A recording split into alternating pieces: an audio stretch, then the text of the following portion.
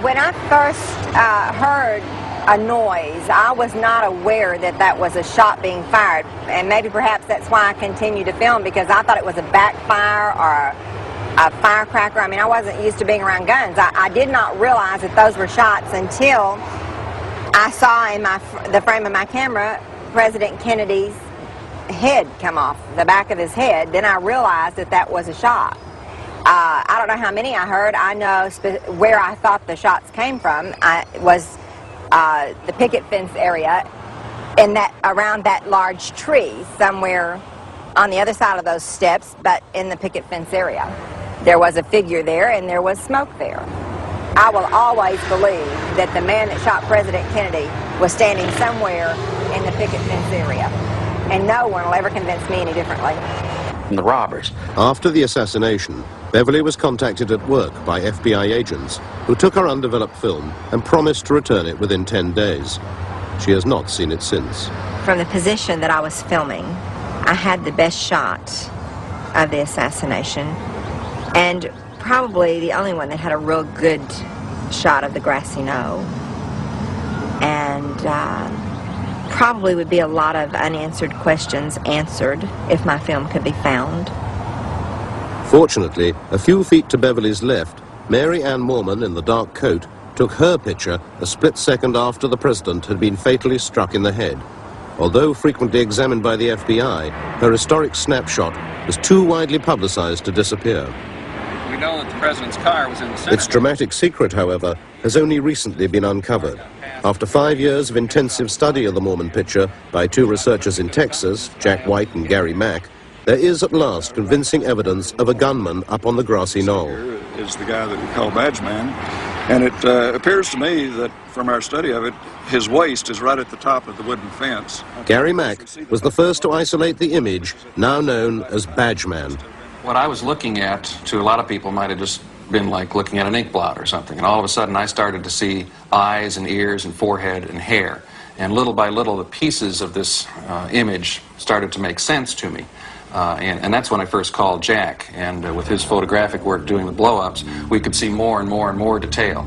And at one point, we realized that this fellow was probably wearing a police uniform, or some type of uniform that was close enough to what the Dallas police were wearing, so that he could pass as a police officer. And really, to me, that was the one scary moment, because that was such a brilliant plan. A police officer in that location, away from where people were watching, if anyone did see him, they wouldn't think anything about it, because there were police in that area, although nowhere near where we see this guy. So this guy was an imposter. And I got chills then, because that was the realization that this was a very cleverly, well thought out plan. You have to keep in mind that the Mary Moorman picture is about this size, and the area that we're dealing with is about a 1/4 inch square. So the area that Badgeman appears in is very tiny. And that's why the attempts to enhance it photographically have been very difficult over the years. This small area was the scene of an extraordinary encounter. Behind the picket fence, there is a car park, and in 1963, Gordon Arnold was a 22-year-old serviceman, just out of training camp and en route to a posting in Alaska. This is his first film interview. On that particular morning, what happened was I came downtown and I thought there was going to be a parade. So what I did was I parked my vehicle back here in this parking lot, and I intentionally walked to this particular corner because I wanted to take pictures of the parade off of the railroad bridge. Well, this is about as far as I got, because what happened is when I got my leg to about this position, a man came around the corner off the bridge, had a suit on, and he turned around and he told me that I wasn't going to be there. And I guess I was younger and more spunky at that time, because I told him, you and who else is going to keep me off the bridge? And he pulled out an identification card and he said, I'm with the CIA. And I said, well, that's enough muscle. I'll leave. So I turned around and I brought my leg back over like this. I walked down the fence line here about halfway. And I was looking over the fence to see if I could get a good shot of the parade. And he come back up and he told me, he says, I told you to get out of this area. And I said, okay. So I walked the complete length of the fence, got around on the other side. That's when I started to line up my frame so that I could take the picture of the parade. I had been panning shots through here so that I could get whatever was going to come down the street. And I saw that it was the President of the United States. And as I was panning down this direction, just as I got to about this position, a shot came right past my left ear. And that meant it would have had to have come from this direction. And that's when I fell down. And to me, it seemed like a second shot was at least fired over my head. There's a bunch of report going on in this particular area at that time. And what happened was that while I was laying on the ground, it seemed like a gentleman came from this particular direction. And I thought it was a police officer because he had a uniform of a police officer. But he didn't wear a hat. And he had dirty hands.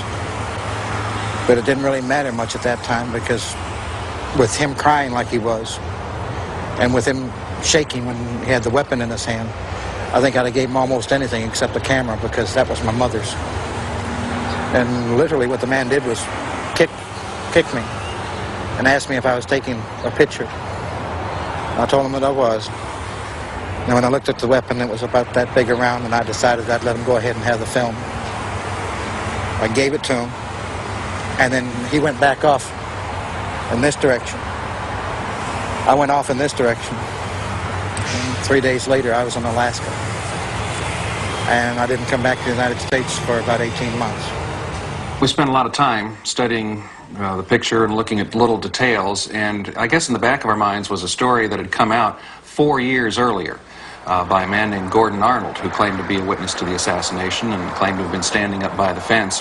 And there was a light blob of something very close to where Badgeman was. We weren't sure what it was, but gradually as details started coming out with Jack's photo work, we realized that this image was probably Gordon Arnold. And here's a guy who had told his story just to an acquaintance and was overheard, and that story went off to the news media, and Gordon Arnold was interviewed, and it appeared in the newspaper that he had been at the scene and was in that location, but no one believed him because there were no photographs or films that showed a man in that position.